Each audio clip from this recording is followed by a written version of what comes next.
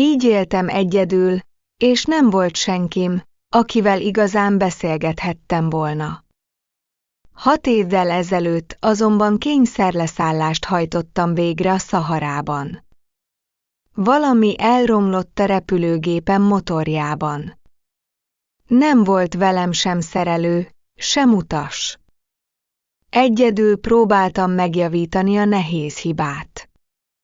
Élet-halál kérdése volt, mert alig volt ivóvizem egy hétre.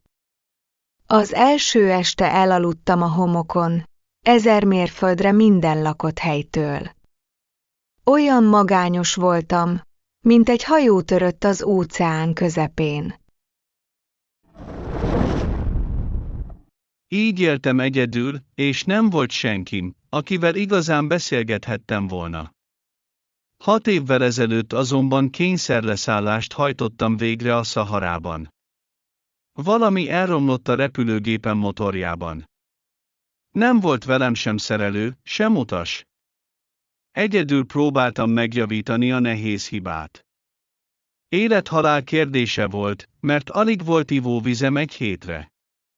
Az első este elaludtam a homokon, 1000 mérföldre minden lakott helytől.